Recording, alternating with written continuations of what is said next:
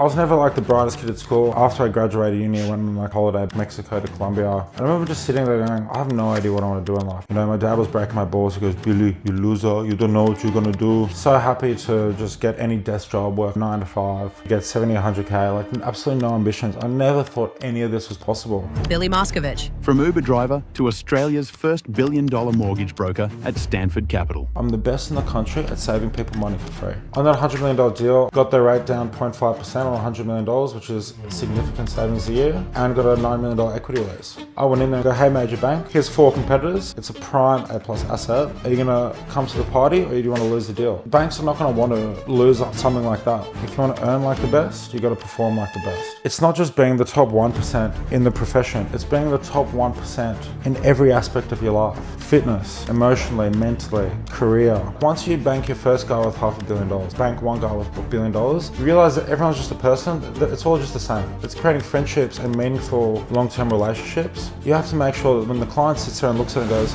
I just paid Billy's 150K invoice, has his value add outweighed the cost of that brokerage? And if you can solve that, that's how you build lifelong relationships, and that's how you continue to grow. For your first couple of transactions with these billionaires, what's that process really for people listening? I think... Billy, mate, welcome back to another Both Sides podcast. We interviewed 2 years ago. I checked the date. It was November 2023, and you were on track to be the first $1 billion broker. We literally went behind closed doors, and I checked your numbers, and mate, you far exceeded that. So congratulations. The first question I have for you is, what's it like achieving a massive goal like that? But then also now, as you progress forward, the new target's $2 billion. There's no reference point of people that have achieved that goal. How does somebody achieve that level of success? Welcome back. Firstly, guys, thanks for having me. I believe the last podcast video was about 2 years ago, same time of the year. Did it in your office, now you're in my home. So it's a pleasure to have you guys here. Thanks, man. Beautiful beautiful spot.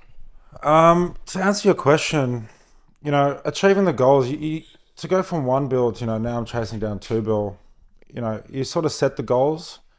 And at first you think it's a big, hairy, audacious goal. Like the thought of not achieving it scares you. And the thought of even setting that goal for yourself, it scares you too.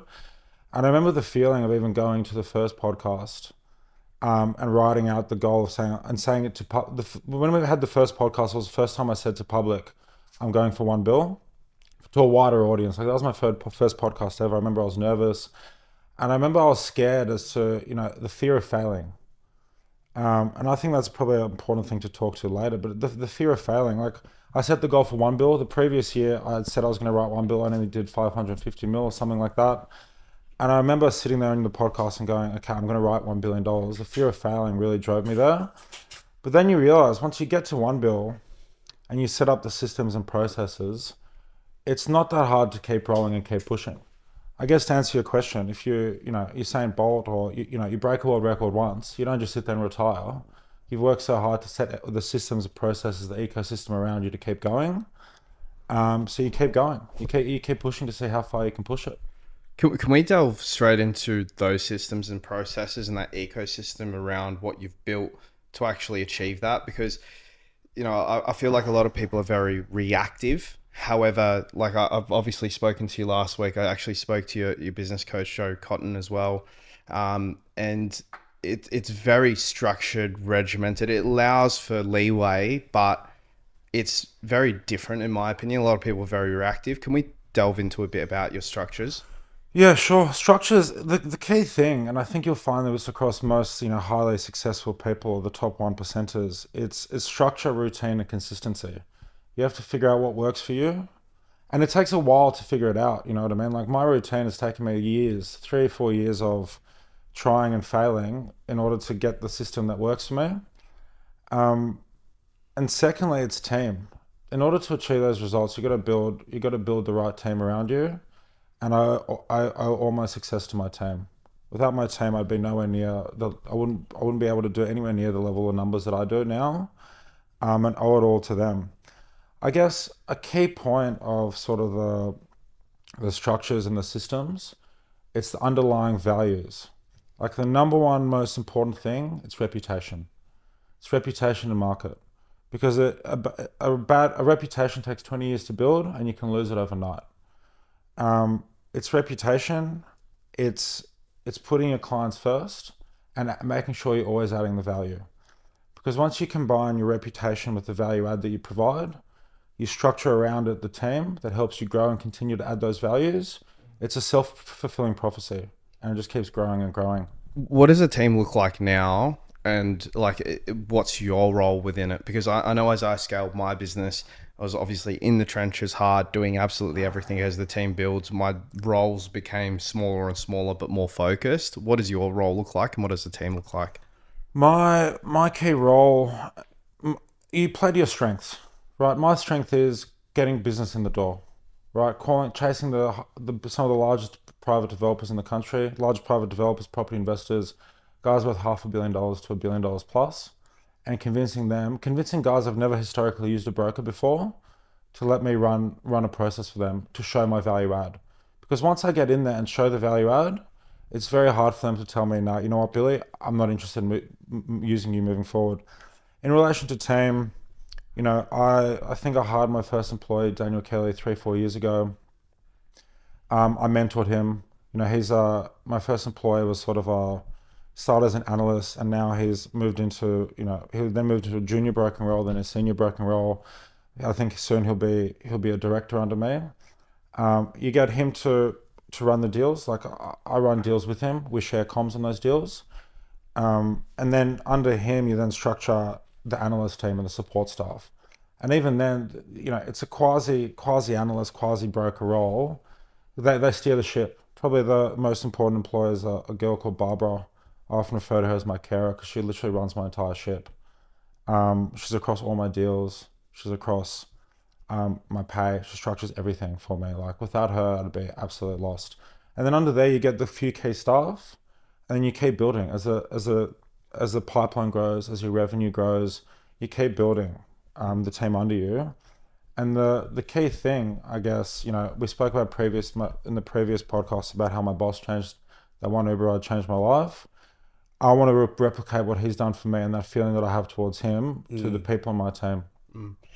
Just on what you were saying, Bill, that quote stands out for me is how you've been able to network and build client relationships with people worth $500 million, $1 billion, multi-billionaires. And we can vet this because you've even referred us to these people. So what's really interesting is you've been able to build these relationships, and mate, like you're still quite young, like respectfully. And you haven't been doing it for decades. How did you, and for your first couple of transactions with these billionaires, was it, hey, I won't charge you an upfront fee, let me show value first? Or was it, hey, I'm just going to hound you like a dog, 20 calls a year until you give me a crack? Like, what's that process really for people listening that are young?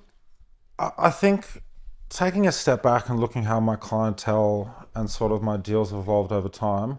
Firstly, everyone's just humans, right? Whether you're worth $1 billion, $5 billion, you're worth $1, everyone's just a human, right? You got to create rapport. You got to create a relationship. And then you'll soon find, like once you bank your first guy with $500 million, once you bank one guy with $1 billion, you realize that everyone's just a person. That it's all just the same. Obviously, certain clients are a lot more difficult to deal with than others, but once you sort of get to that level of clientele, you bank a guy with, some guys some of the people I introduce you to, considered to be some of the toughest negotiators in the market. They're my close friends now. They were invited to like my birthday engagement party. They'll be at my wedding. I run with them twice a week. It's creating friendships. It's creating friendships and meaningful long-term relationships where, yes, you're friends, but there's also a business element to it, and you're adding value. You want to create the value add. These guys that have been around 20, 30 years, dealing direct, you got to show them that the value add you can provide, which more often than not is all your fees included. At the end of the day, they go, all right, Billy just set a $50 million construction loan for me. He charged me 150K brokerage. At the end of that process, you have to make sure that when the client sits there and looks at it and goes, I just paid Billy's 150K invoice, has his value add outweighed the cost of that brokerage? And if you can solve that and you can ensure that your systems processes what you deliver to them is greater than the fee that they're paying to you, at least in their eyes anyway, that's how you build lifelong relationships. And that's how you continue to grow, particularly in the development space, some of these large developers, they've got $3 billion, $4 billion of projects under management. If you can position yourself as a trusted advisor, similar to their accountant, their lawyer, their architect, and really sit in that trusted advisor position, you form part of their internal team. So every deal they look at, they go, here's a feasibility, model up, what do you think? It's really just, it's an infinite game, and it's really positioning yourself as a trusted advisor to continue to grow with them. What's changed in your process from 1 billion on the way to 2 billion? What changed in that for you to add more value? It's not the adding the value, it's the same amount of value has always been added. It's about scaling it, right? Because the key thing of growing, as I said, it's reputation, it's a value add, and it's a service you provide. You see a lot of businesses that scale massively in the first few years, but their service is dropped. The level of value add they provide drops down. They take on more than they can handle, and they're not able to provide the same service and the same results. So the key thing that's changed, my team's grown. I've met my beautiful fiance since then, which helps me remain more consistent in routine and deliver the results and build the team. Like, I think when we caught up, I probably had 3 people working for me. I think the team's now 6, 7. How do you keep those A players with you? Because I feel like when you've got A players, especially those brokers that are coming up, they want to be their own and separate from the team. How have you kept them within your ecosystem? Look, you got to look after them. I don't look at them like I'm their boss. In my eyes, we're all one team. Without them, I wouldn't be able to do what I do. You got to look after them financially as well. You got to split comms. Like, for example, Daniel, one of the guys who first started with me, on all the big clients that you guys that I've introduced you to, that I'm sort of alluding to, he gets a pretty decent share on all the commissions, right? So it's a team. You know what I mean? You work as a team. It's a pretty flatline structure. I don't sit there and go, I'm the boss. Swing my tyrant hat around. It's making sure that the staff are looked after, because I'd much rather make $1 million less in a year and share the comms around to ensure everyone's satisfied, than sit there, spend 4 years training someone to then they go, you know what? See you later. I'm jumping out on my own. And these guys are still running their own pipelines, have their own clients. It's really about collaboration and working together as a team to ensure that everyone stays around long term. Dealing with obviously over $1 billion worth of settlements per year and working towards a 2 bill, there's going to be a lot of stress that comes into play when you're dealing with such high volume of money. How have you kept the stress levels contained while the stress relatively would go up? Yeah, it's a good question. I remember like 4 years Buy ago. more shoes on the shoe, or? Yeah. Look, material things do help with the stress. Because at least it's that shiny thing that you're working towards. You make it that in your head you justify, makes it all worthwhile. But it all goes back to the team, the systems, the processes, making sure you have the support. Training's a big part of it. Like, I train 10 times a week now, and even Physical training. 12.5K steps a day, eating clean, and even, historically, when you get stressed midweek, you sit there, you have a few drinks, a few drinks turns into a few bottles of wine, you wake up hungover. Even like yesterday, I was sitting there going like, fuck, I've literally got $500 million settling between now and Christmas. A few wishes on deals, things don't always go right. It's about how you can manage it. You sit there and go, what can you control and what's out of your control? And it's all about getting the mentality right, how you view stress. And training and physical fitness is a big part of it. Like, even yesterday, I was sitting there going, stressed after a day of work. I'm going, it's only Tuesday. Fuck, I feel like a wine. Instead of having a wine, I just went to the bars and pumped out a bodyweight session, had a dip. And I was like, I feel great again. Came home, beautiful dinner. Can we talk about like your your life outside of work? Because I feel like when people are running at such a high pace, they're just 24/7 in the trenches. They don't really have much of a life where you see yourself, you have great holidays with your partner. You've got a great life in terms of fitness. Obviously in Bondi it helps, but it looks like you have a very enjoyable life where you can continue to stay at such a high pace. So what's your life outside of work for people? Look, I always say work smart, not hard. Focus on the areas, focus on the areas of the tasks that move the dial the most. Training's been a big part. Historically, I'd always fluctuate in weight, go up 10 kilos, get really shredded. Then, silly season comes, you have a lot of lunches, entertaining, few blowouts. You sit there, wake up hungover, you binge eat. You know what I mean? And that's one key thing that I've really fixed this year is just remaining consistent throughout the year. What was the question again? Like in terms of your life outside of work, so holidays, all that Yeah, sort of holidays. Look, work. I like to structure my week where work hard Monday to Thursday, get all the key stuff done, do the marketing calls, do the thing, and then training. Keep the training consistent, and then on the weekends, you got to enjoy. You got to enjoy the fruits of your labor. Go to nice restaurants, lunches, holidays. I think probably averaging about 3 to 4 holidays a year, and I think it's a good way to just sort of reset. You work so hard for a reason. There's no point in working your ass off, all the stress, all that work and all that drive. It's for multiple reasons. Now that I'm engaged, my mindset's changed a little bit. I've got a family to support. It's not just about me anymore. But yeah, it's important it can't all be work. It's really important to have that balance between work and play. Otherwise, you just burn out. Were you like that in the first couple of years when you were building? Were you still, hard on Monday to Thursday, Friday still work, but not as much? Like, were you still using that system? I reckon I work way harder now because before, I didn't realize what I was capable of. I didn't realize how high I can push the bar and continue to push the bar every year on year. So I think if anything, it's now I've got the systems, the processes, the structures in place, my team, my routine, where the Monday to Wednesday, Monday to Thursday, you get all the key stuff done. You structure all the deals. The whole team knows what they have to do, what papers they're running, what feasibilities they're analyzing, how to structure those feasibilities. I do the marketing calls, and marketing emails. I tick that for the week. I do my training for the week. I like to front end my week. I train twice a day, Monday to Thursday. Twice a day, 12.5K steps a day. So that if you do have the lunch on the Thursday or the Friday, you do end up, having a blowout, having some fun, your week's not ruined, and you've achieved everything you need to achieve for the week. In terms of that week, like what happens, we'll talk about it.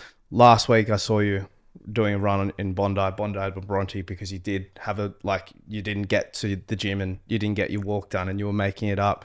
What happens in the times where, like, for example, you're off target with the goal? So, for example, I had a meeting with Joe Cottam, your coach, yesterday, and there was the weekly structures that, you got to tick off your weekly goals, and if it doesn't, at least you know where you can make up for it. Can you talk about what happens if you do get off track and how you actually support and bounce back? Yeah, look, you're setting ambitious goals, right? These aren't normal goals. They're not like the run-of-the-mill things. You're going to have slip-ups. You're not going to have a perfect week every week, right? And I think it's important to note that you're not going to have a perfect week every week. You can do your best to have a perfect week, but not having a perfect week's okay. If you sit there and, have a random blowout on a Wednesday, and then you go, I can't be bothered to train on Thursday, doesn't mean the rest of the week's a write-off. You sit there and go, okay, how can I make up for the rest of the week? And I feel like people get, it's all mentality. I feel like it's a ever-recurring cycle. Like they set these big ambitious goals and they go, okay, well, fuck, I didn't do what I said I was going to do this Wednesday. And I go, you know what, I'm just going to let it slide the rest of the week. I use that as, even internal sort of competition with myself. I'm like, you know what, Billy, you said you're going to write these goals. You're a big boy now. You've got a family to support. If you want to,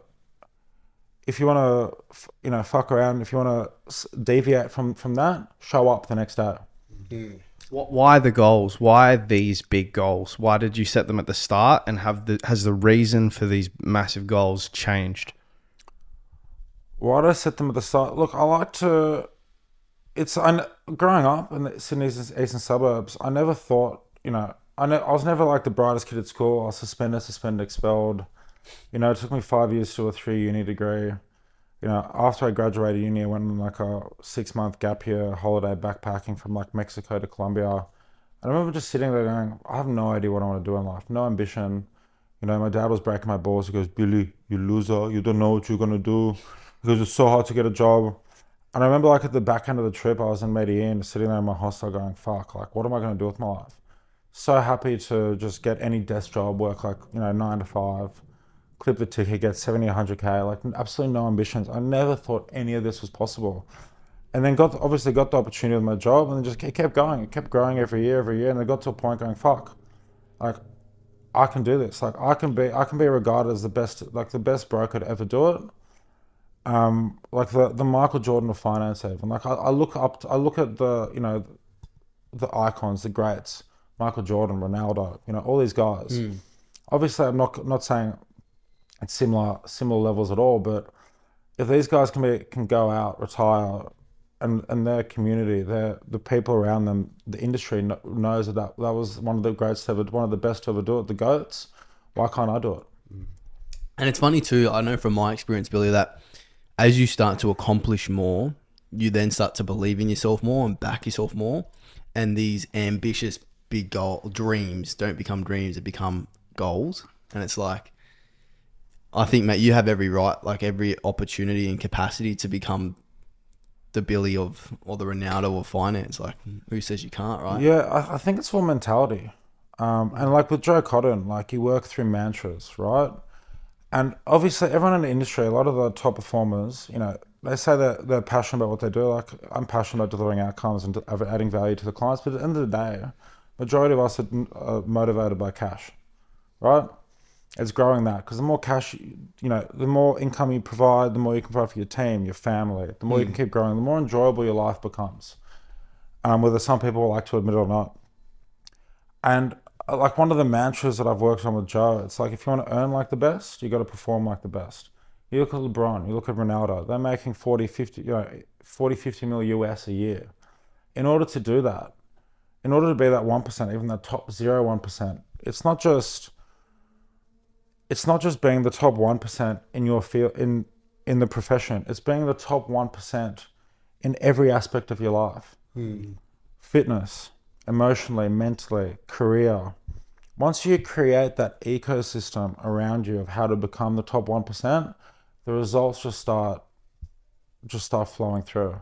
And it becomes, as you said, it becomes not a goal and ambition, it just becomes a way of life. And it's just, you can just visualize these goals they're there so easily. Like even this year, I'm like, I want to push for 2 billion, right? As a team. It's a team result. It's by no means just my numbers. And it's a scary thought, right? It's a scary thought. How do you jump from 1 bill to 2 bill? You go, fuck it. You go set the goal, do everything you can to get there. For the end of the financial year, instead of writing 2 billion, you write 1.7, 1.8. Gives a fuck. Yeah. You still write 1.8 billion for the year. Move on to next year. Speaking to you off camera as well, like I've gotten a lot of inspiration to do bigger and better things than what I'd originally thought. Who was along your journey coming up over the past few years that kind of guided you, or what were you told that kind of directed you in the right way? I think it's really important to have role models, mentors. But growing up in the eastern suburbs, right, I look at all these guys that are 50, 60 years old. I look at the A&Ls worth a few $100 million. And I go, in my head, I have this underlying belief in myself to achieve the goals. I go, if these guys did it, why can't I do it? And you sit there, when you're always comparing yourself to guys, 20 years older than you, worth 50, 100 mil plus, you go in your head, fuck, how do I get there? How do I keep pushing myself? How do I improve my systems, my processes, the ecosystem around me in order to get there? Can we talk about your sales mentality and how you actually think when you're coming into deals and work? Yeah, sure. I think with sales, mentality is everything. I think you need to understand your value add, right? And the way I think about it, it's quite simple. I'm the best in the country at what I do, at least I truly believe that. I don't think anyone comes close. Secondly, all I do, I save people money for free. Save people money for free, right? If you're a developer, you've got $100 million with NAB. You've got a commercial property portfolio, you're paying 6%. I can sit there, look at it, model it up very quickly, call a few heads of the banks, and tell you very quickly what rate I can get you. If you go from paying 6% to 5.6% over $100 million, that's an instant saving of $500,000 plus a year with all my fees included. So you guys are in sales. Think about how easy it is to sell. I truly believe I'm the best in the country at saving people money for free, right? I've now got that mantra and that mentality in my head. It's a good mantra too, eh? So I'm a bulldog. Like I sit there and I call, unless you tell me to fuck off, or you tell me you're not interested, you don't answer my calls, I'm going to keep calling you. I take it personally. And for the people listening, like, we've seen it in the sense Bill will send an email and will call. It gets rejected. The month later, sends an email, call. Like, it's like relentless pursuit of not giving up. Yeah, relentless pursuit, particularly if you know that these guys aren't that big. Because think about it, if you're banking billionaires, I'm some of my clients are the toughest negotiators in the country, toughest privates.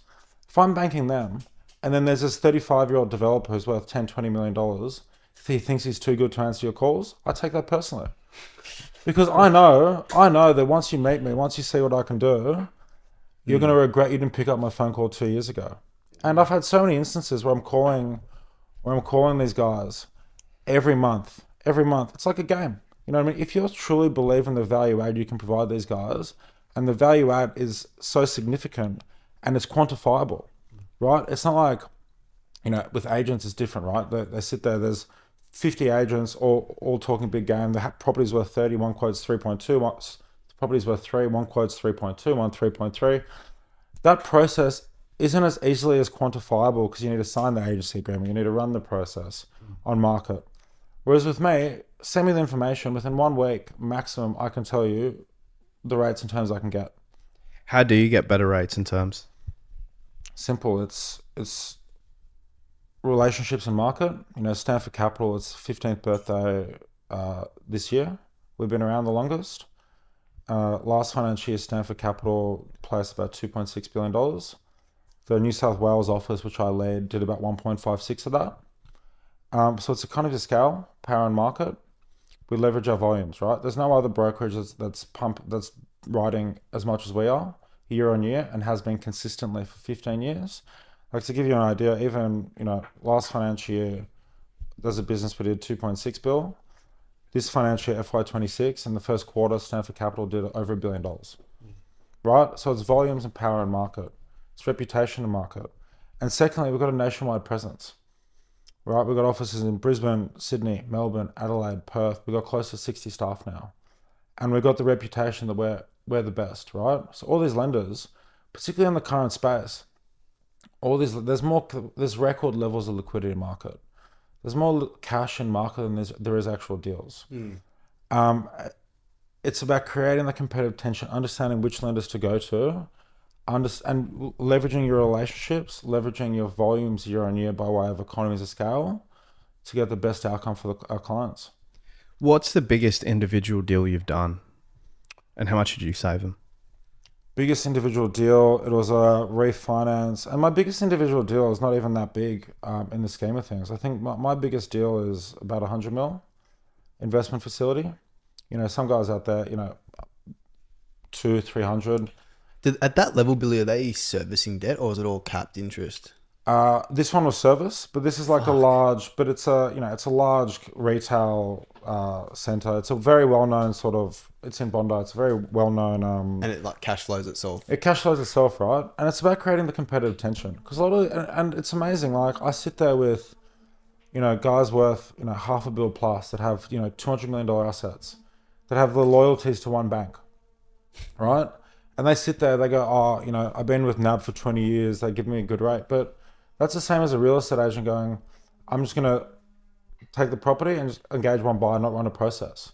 So in that example, and a part of my process as well, it's obviously the rates, but it's also working on the valuation, right? Because the property development game, it's a lot about building assets, recycling equity, getting new valuations. The market moves, the cap rates go down, the yields sharpen. You can get a new valuation, get an increase of 20 to 30% on the val. And as the appetite from the majors changes, you run a process, right? Like, on that $100 million deal, I refinanced with the client's existing lender, got their rate down 0.5% on $100 million, which is significant savings a year, and got a $9 million equity release with their existing lender. And that was simple. They had previously done the deal with one of the majors without me. I went in there and go, hey guys, hey major bank, here's 4 competitors. It's a prime A+ sponsor, A+ asset.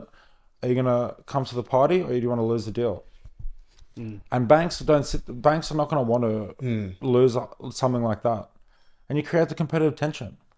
It's almost the same when you're selling a property and there's one buyer that goes, I don't give a fuck. I want it no matter what. You can create the competitive tension around them to get the price up to, above market standards. What about, I've seen some information. What about a bank funding 120% of the purchase? It's pretty hard to do with a bank, but non-bank land happens all the time. Sorry, not all the time. You find the right clients, the clients find the right sites. Happens all the time. I'll give you a recent example. One of my best clients, he recently, I was actually in Thailand. He was calling me.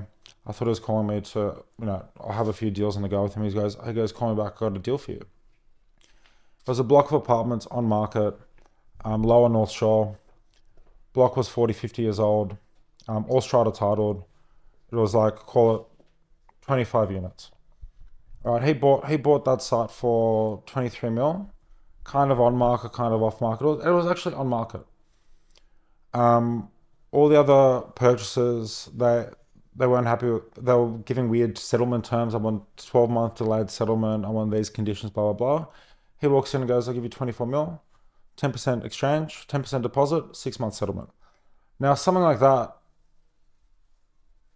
those 25 units, I got it valued. I spoke to multiple valuers. It's also about having the right consultants around you that are willing to work with you, are willing to understand your client's vision. I spoke to multiple valuers. 2 of them said to me, we can only really value it at purchase price. And I go, but he bought it in one line. What if we value them individually? They go, maybe like 2-3 mil uplift.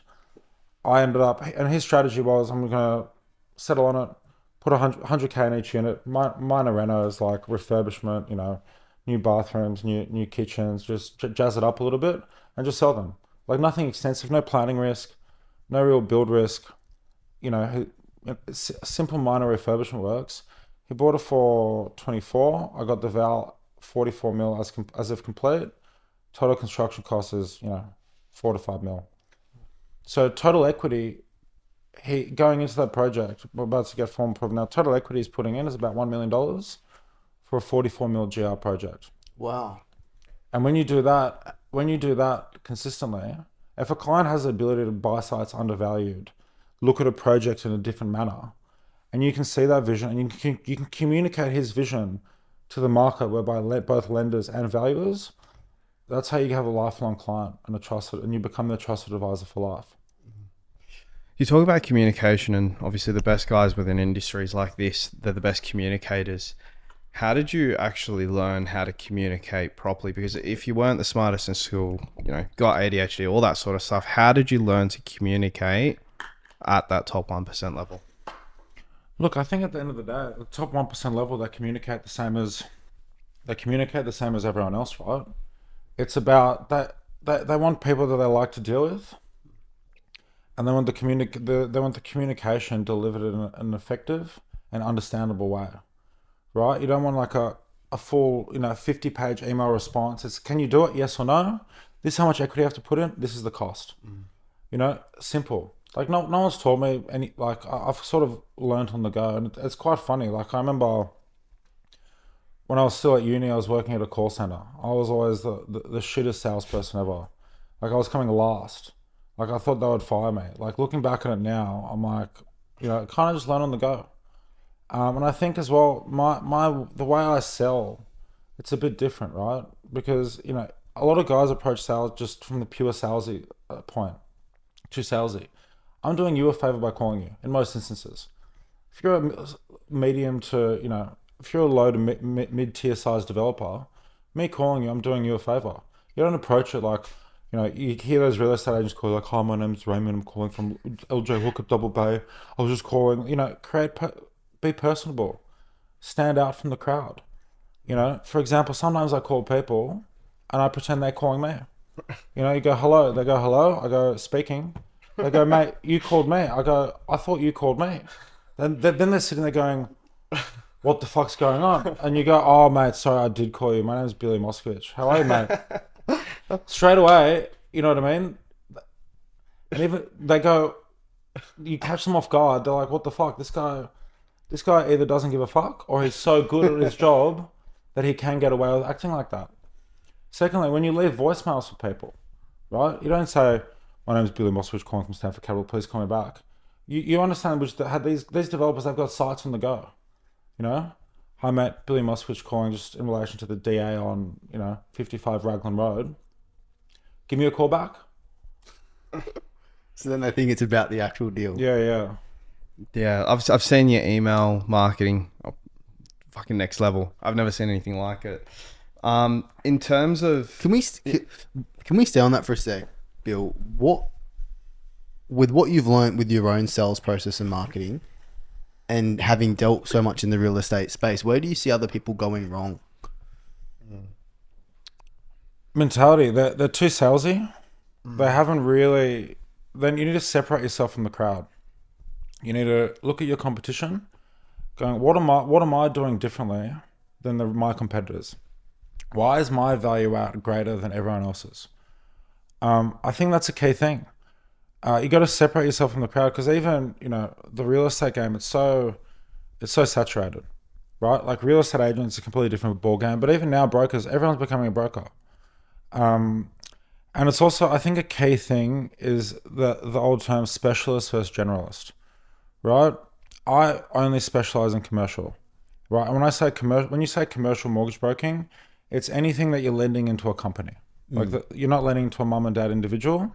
Or non-coded stuff. Non-coded. Yeah. Non-coded. Like you can't be like specialist versus generalist. Like I'm a specialist, right? You look at all the doctors, all the the brain surgeons, the plastic surgeons, the guys that do the fake boobies. Like they specialize, right? You're not going to go to a podiatrist. Go, my feet hurt. I might need orthotics. And they go, what? Can you check out my back? I think I got a melanoma. Right? You got to specialize in your field. And I feel like that's where a lot of brokers go wrong. A lot of brokers talk a big game. They sit there, they do everything from resi, asset finance, commercial. And I think they're full of shit. I think you got to specialize in your field in order to get the results. Otherwise, you're going to get trumped by me every single time. is there like, for example, like if a broker's specializing just in residential per se, do you think the brokers that will do first home buyers and the $50 million loans, they shouldn't be doing both? I think, well, it depends. Do you want to be a specialist in your field and be a leader in the field and be, regarded as one of the top people in your field, or do you just want to be average across the board? You know what I mean? It's a simple thing. Like, because the art of saying no enables space for actually what you do want to. Yeah, but you build the referral networks around you, right? Like, I'd much rather deal with other people that specialize in just residential. Why would you refer? Like, it comes down to the question. If you want to be average at 3 different fields, be average at 3 different fields. But I'd much rather be the fucking best at what I do and put my mind to. Like Daniel's saying, I've seen your numbers as well, and you can't fudge that. Are there brokers similar to agents where they'll pull all their deals into, like, from the office into one person? They say, yeah, that's how much I've done. Do brokers do that as well? Yeah, I think so. But like, yes. But even then, my numbers, like, I'm not saying I've done that all myself, right? Like the 1.57 out of the 2.6 Stanford did, that's a team effort, right? I think it's not more pulling the numbers from the team, it's just fudging the numbers completely. Like just pulling numbers out of their fucking ass for the sake of, going on a podcast and dropping big numbers so you can quote them, so you can get clickbait and so you can get more likes and views. And it's even funny, like I showed you my numbers because there's a lot of haters, like Australia's massive tall poppy syndrome. Massive. Like, and they sit there and go, Billy's numbers full of shit. I go, look at my numbers. Let's go number for number. Like, I'll put money on it. Why do you think that is? Insecurities. Insecurities. They sit there and go, people pretend to be the best when they're actually not the best. I don't know. It's insecurities and ego and, other personal matters in their life. Who knows? How have you kept so level-headed? Because you'll talk. I've seen, I've spoken to your clients. They refer you to as like a friend. How do you keep level-headed without an ego? Like, you don't have an ego. You look at your social. There's zero ego there. I feel like when people get some sort of success, their head blows up. Yeah, look, I don't know. I think I do have a bit of an ego, and I think, to be honest, I don't think I'm that level-headed. I think in this game you have to have an ego. You have to wake up every day and go, "I'm the fucking best." I think to the general public though. Yeah, yeah. To the general public, you got to look. It's reputation, right? It comes back to the same principles and structures. It's reputation. You know, no one likes a cocky mother, like to a certain extent, right? There's cockiness and ego in your ability to deliver results, but then you see guys where it does get to the head. They walk around, they disrespect people, they talk down to people. You know, it comes back to reputation. It comes back to reputation, right? It's maintaining, it's ensuring that your reputation is always in check. I liked how you talked about the fact that you view yourself as the best and you keep that mantra to keep you in that focus and that frame that, hey, if I want to be the best, I have to, everything around my life needs to represent that. What, besides professionally having your systems and procedures, what's helped you, Billy, to become the best? It's creating that ecosystem around you, right? You got work, right? You got the career aspect. You got the physical aspect, which is training, how you feel, how you look. And then you got the mental, emotional aspect. It's really those key three. It's like an ecosystem, like a rainforest. Like, you know, you got to keep everything in check. Each one of those ideas, they bounce off each other. You know, and it's simple, right? I sit there, I go, I'm 6'4", shredded. Probably got 90 kilos of lean muscle on me. I'm writing billions of dollars a year. Who would a client rather engage? You know, a guy that barely trains, doesn't have respect for himself to be in the best physical position in his life. Like, you can't compete with me. You know what I mean? It's that undenying belief that I am the best, I'll get the best outcome. And particularly when you're a client sitting there, you go, oh, I'm gonna looking to engage. You know, tossing up between a few brokers. I'm young. I've got the drive and ambition like no one else has. I'm sitting there waking up at 5:30 every day. Like today, I woke up at 5:30, walked to Bronte and back, got my 10,000 steps in, went to the gym, had a coffee meeting, came here. You know, it's that full ecosystem about the 1%, even the top 0.1%. And all those key aspects have to be working off each other and flowing through to each other to feel and perform at your best. What changed for you when you were the top 1%? Now that you're the 0.1, what's the gap? Look, the gap. I don't know. I'm not sure if I'm at the top 0.1%. I'm happy to stick with the 1% for now. I'm not even sure what those statistics are, but it's just the little things. It's like 1% better every day. Like you mentioned, my life coach. You know, setting out the system. Like I sit there, my whole week is planned out on my whiteboard. I know I'm on the chalk on the whatever that is. You know, I sit there. I know exactly what I have to do every day. And that's even more related to training. Like I showed Kev, you know, it's 12.5K steps every day. There's 10 training sessions for the week. There's 20 to 40, 20 calls, 20 emails, right? If I sit there, majority of that's done by Thursday. If I achieve all those goals by Thursday, I can sit there, have a nice lunch, go out on the weekend, enjoy myself, knowing that it all starts again next week. And it's creating that perfect balance between, you know, work and play. Like I try and not work Fridays. You know, I'm a big believer in a powerful Monday to Thursday. Even Monday to Thursday lunchtime, you can achieve more than most guys that sit there and fuck around through the week from Monday to Friday. I can relate to that. Sometimes when you have stricter boundaries, you're focused and dials to be more productive in the time you've allocated than to just be pacing at a slower rate for more days. Yeah. It's like you sprint hard, focus well, get what you need to do. Absolutely. All I focus on is training and settling deals, making cash.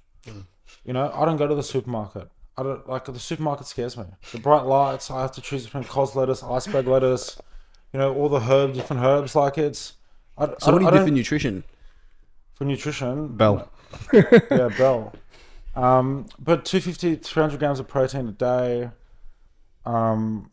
Eat healthy, like eat clean. Like what you put in your body is the fuel that keeps you going to achieve these things. And the big thing that's changed my life recently is Bell and having that support network internally. I don't have to worry about what's for dinner, what's for breakfast, going to the supermarket, you know, what's next. All I do is I just focus on what moves the dial the most for me, which is looking good, feeling good, performing your best, training and just sitting there and absolutely pumping the deals, bringing in as much deal flow as I can. And that it's a fulfilling prophecy. It's like a wildfire. Once you unlock all those key aspects and you keep going, sky's the limit. A lot of people, when like they work closely, like you don't work with Belle, but you work, like she works alongside you to help maintain that caring for Billy chat. You know, that how do you, some people can have a relationship and it be a distraction. Some people can have a relationship and it be, you know, it holds them back, or you can have a partner and it fuels you. How have you been able to structure, you and Belle, the relationship so it's actually been a value add? Well, I think it's all about finding the right partner. When you know. And I think when you find the right partner, like all those pieces and steps are self-fulfilling. I don't even think about how I manage that. It just works. And that's the key thing about finding the right partner, working together as a team to, I guess, the end goal is to build a legacy. I just wanted to get an understanding of what you're doing with your money now. Like you're making money, you've got all the lenders in your back pocket, you understand the systems and processes of development because that's majority of your clients. What are you doing with your money now?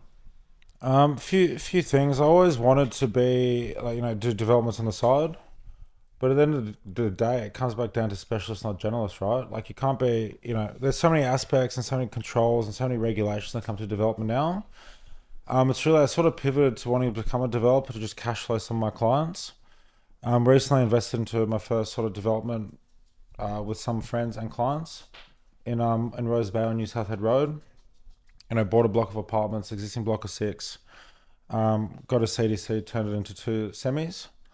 So, it's New South Head Road, overlooking the water, and 2 large semis. So it's probably 320 square meters each side, and sale price probably 13 to 14 mil. So I settled on that a month or 2 ago. Construction started. And it goes hand in hand, right? Because the clients come to me I add a serious value add to that process.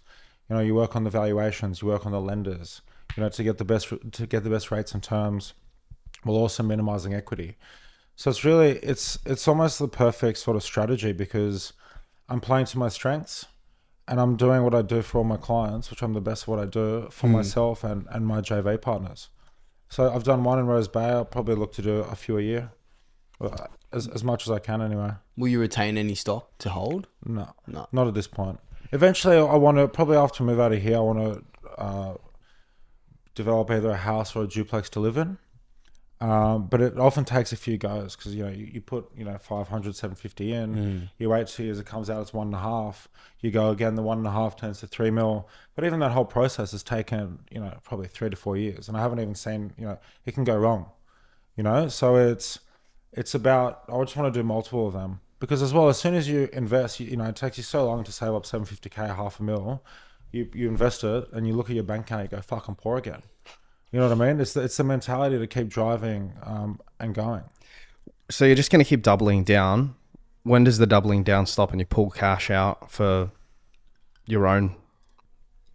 I don't know. See how we go. But I guess with cash flow, you keep building, you keep growing, right? The idea is, you kind of, you invest it, you kind of forget about it. I'm not making my investment decisions now with the cash I've invested into that deal. It's my mentality is, you ask me why I want to go for 2 bill, it's because I want to sit there and go, I want to buy a house to live in, right? By the time, Belle lays an egg, I want to be able to say we live in our own house, right? And Bondi is a fucking expensive suburb. So it's sitting there going, well, what can I play to my strengths, Now I'm gearing up to, I want to buy, a duplex site, develop it, sell one side, live in one side. But yeah, it's just keep going. The more deals you settle, the more income you make and the more opportunities present themselves. What stock you build? DocuBuild, it's an online platform and aims to automate and systemize the construction and documentation process. In recent times, and it kind of, I believe in life, everything happens for a reason. One of my mates, he was in the year below me at school, he caught up with me. He's like one of the founders. He was building this platform for handover, right? For on the back end of like residential apartment builds, when the the manuals, the maintenance, all the things, apart from that. And he came and spoke to me, and I said, mate, like, you're missing a key part. There's a key need in market. Like, since the New South Wales construction industry, it's been really shaken up recently. The NCCP Act, there's so much rules, regulations, and red tape involved with construction now. Like, you got a few key elements from the developers builders side. You got the DA approval. You got the construction certificate, which is the approval to start works. A few years ago, you'd be able to get a CC in 3 months. Now it's taking 6 to 9 months. There's so much regulations, rules, and red tapes, and it's come about after the Opal Tower. After all these dodgy builders, developers, they build a tower, they sell their apartments. There's no legislation or repercussion that comes back to them if it falls over, right? Or there's structural issues with the building, and in a way it's good because it is sort of protecting consumers and it is sort of flushing all the dodgy guys out of the market. But you have to look at it from a perspective that could have gone too far, like the costs involved. Like, it's not feasible. It's not feasible to build. Like, construction costs have gone up 40% over the past 3 to 4 years, which is massive. And in certain areas like the eastern suburbs, the super high end stock, that's the construction costs have gone up 30 to 40%, but the end value of the product's also gone up to 30-40%. But out west, like, nothing stacks out west. Like in Penrith, Liverpool and Penrith, yeah, a 2-bedroom in Penrith 3 years ago was $650K. It still is $650K, but the only thing that's changed is you could be able to build for $250K a unit. Now it's $350, $400, right? And that's part of the rules, the regulations, the costs of doing everything, all the controls. So DocuBuild is a system that aims to speed up approvals, OCCC, and it plugs into the main sort of softwares like the Procore's, the Aconex, and really it was born out of a problem that I've seen firsthand for my clients. And I've invested in it, obviously, and it kind of goes hand in hand, because when I'm speaking to clients, catching up with them around, the debt side, it's an easy conversation slider to mention that. And again, it's all about that value add. But this is I've only now just started sort of pushing that in market, so we'll see how it goes. Where are you seeing, Billy, opportunities lie in the current market? Like, you're talking about construction costs are up, Penrith doesn't stack, but maybe the East does because you've got high end values. As a commercial broker, where do you see opportunity for investors? I see opportunity for investors in the mid-range space. End value of apartments like the 15 to 25K a square meter. And I think the Labor government's introducing a lot of policies and reforms that are actually doing good, like the LMR, the TOD, the mass rezonings. They've introduced the 5% deposit for first home buyers. They're talking about pre-sale guarantees. I think the past few years has been, it's been the perfect macro and microeconomic storm for property developers and investors. However, I do believe this financial year, there's light at the end of the tunnel. There's more activity, rates are on the way down, and there's been multiple rate cuts. And then the reforms, all the rezoning is driving activity. So I think there's going to be a lot of growth, particularly, even the 5% deposit scheme. Right, any apartment that's in Sydney, or Brisbane, whatever the caps are, I believe Sydney is up to 1.5 mil. It starts today. Like, first home buyers can buy it with a 5% deposit. That's a game changer, right? So I think there's going to be growth in the lower to midpoints, particularly as areas such as Penrith, out west, Blacktown, Bankstown, they all start turning on. Liverpool, as you mentioned. There's going to be growth in those apartments because, firstly, there hasn't been any growth in the past few years. There's an undersupply of stock and market, and people have to live somewhere, right? Where do you see developers go wrong at the moment? Where do I see developers go wrong? That's a good question. I've seen a lot of developers overpay for sites. Is that because they're not doing the DD properly or FISOs right? Yeah, look, I see developers, they sit there, in a rising market, it doesn't take a genius to make good money on a development site, right? It's in a falling market that developers that can maintain their returns. They're the ones that are at the top of their game. Where I see developers go wrong is you sit there, most developers, if they do it right, they can outsource their team to 5-6 people. They got, PM, DM in-house, accounts. You know, they outsource, like me, brokerage, you know, external finance arm, lawyer, accountant, architect. The developers that go wrong are the ones that they build their team. They make money on a few good deals. They go nice offers, 5 staff, 10 staff, 15 staff, 20 staff. The payroll on that, it eats away. And developers, it's not really a cash flow business. Sure, they can charge DM fees, PM fees throughout the process. But the more staff you take on, the more costs you have monthly, annually, office, wages, starts building up. And then you're forced to take on shit sites with shit returns just to keep the lights on and just to keep the team going. So I think it's scaling too hard, particularly now, construction costs. You know, the builders, doing DD on the builders is a key risk. You know, a lot of builders are still trying to keep their head above water from COVID days where they locked in build contracts and the prices ran. Because one of the interesting things about the industry, pretty much every development site that's funded with financier debt, they have to do a fixed price build contract, right? So the developer, imagine you're doing, you know, 100 units in Castle Hill. The construction cost is 100 mil. How do you sit there as a builder and go, okay, this is what it's going to cost me over a 24-month contract, $100 million with my 10% margin in there. So all these guys, they're too scared and scarred from what's happened previously where they locked in these contracts. Prices have risen 30-40%. They've been in the red, you know, millions of dollars. So they're adding so much fat and buffer in there, which is making projects more expensive, which is making a lot of projects not stack. But it'll be interesting to see what happens. You know, I think construction costs are stabilized. All the other indicators, as mentioned, rates are on the way down. The planning reforms should be a good few years. And what are the best developers doing right? Because obviously you're working with, you know, there's a site right behind you which is getting built right now, one of your clients, and you're dealing with the best. What are they doing right? They're identifying sites. They don't overpay for them. You know, even if you want a site, there's no emotions tied to the site. It's a business transaction. They get settlement terms on they put as minimal cash in up front. They get terms.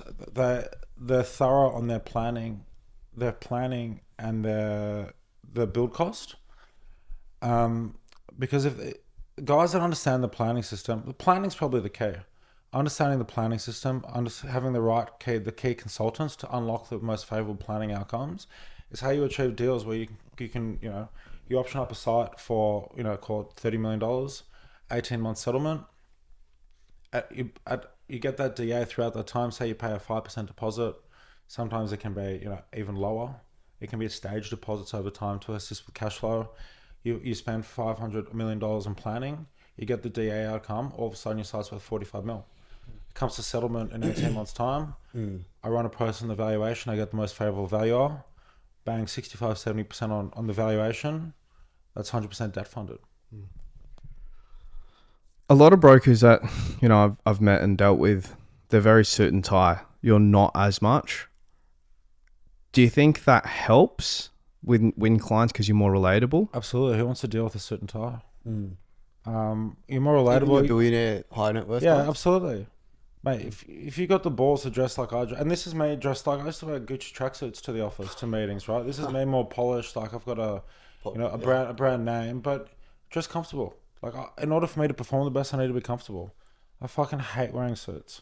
It's uncomfortable. I've got a rule, like if you're worth over $500 million and it's my first meeting, I wear a button-up shirt. But it's a button-up shirt and chinos and sneakers, or a collar at least.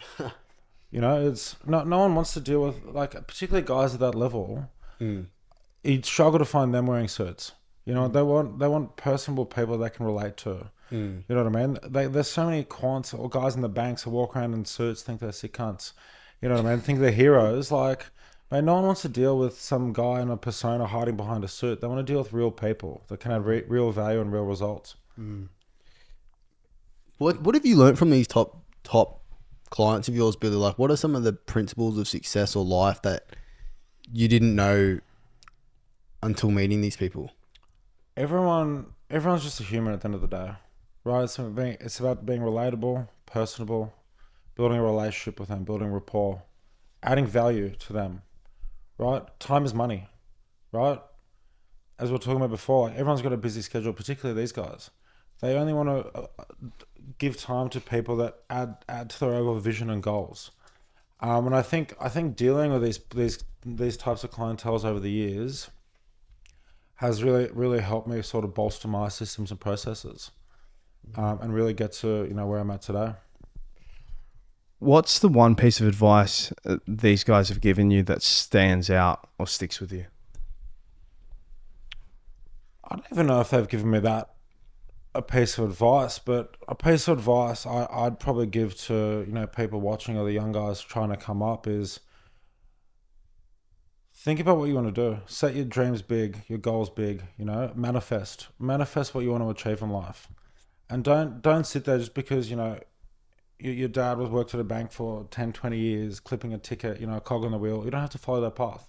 Don't follow anyone else's path. Find yourself a role model, someone you look up to. Understand what your passion is. Understand what you're good at.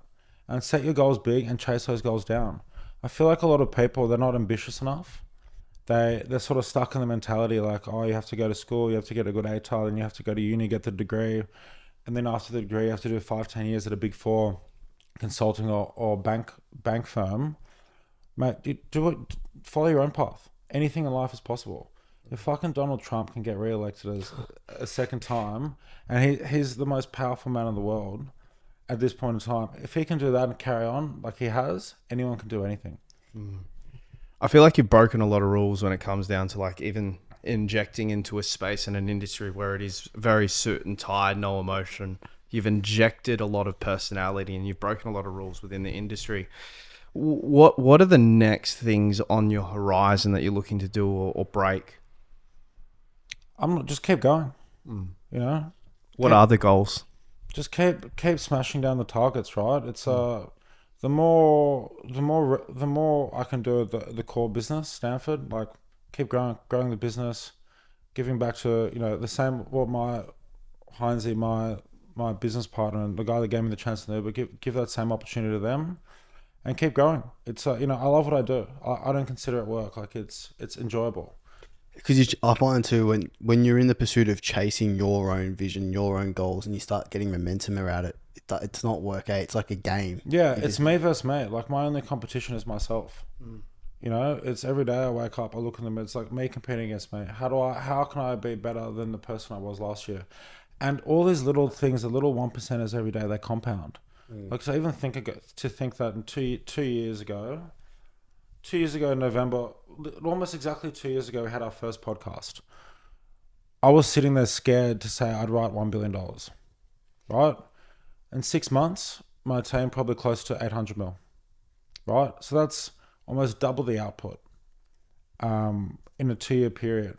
I'm the fittest I've ever been. I'm the healthiest I've ever been, happiest I've ever been. It's that whole ecosystem. It's humming. Mate, it was really, really good to reconnect. My last question for you. What's one goal that you've achieved that you didn't think was possible that you wish you'd achieved earlier?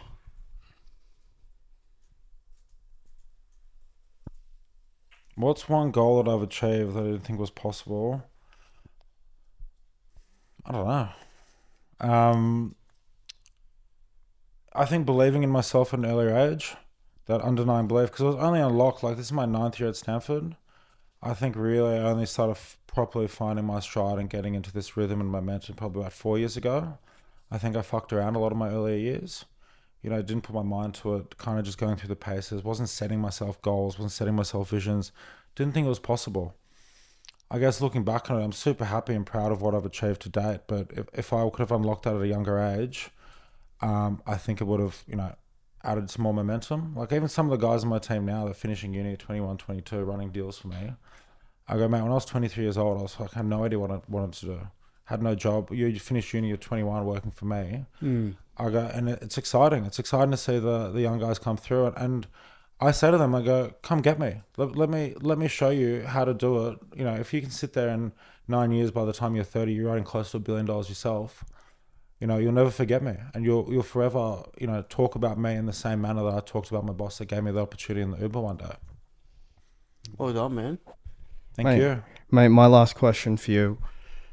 What's one thing now that you've achieved success that you, like, for example, like when I've achieved success in real estate, I look around and I go, well, this isn't exactly what I thought it was going to be. Like it wasn't, I was like, he hit the 2 mil. I'm like, I thought it was going to change my life. Is there anything was a myth to you that you only found out once you've hit this success level? Not really, to be honest. Like success, it's a relative thing, right? It depends who you compare the success to. You know, if I write 2 billion, make a few $1 million, great. But compared to the guy, it's fucking nothing, right? I think not really. I think a lot of people say money doesn't make you happy, but I think it does. That's what we push for.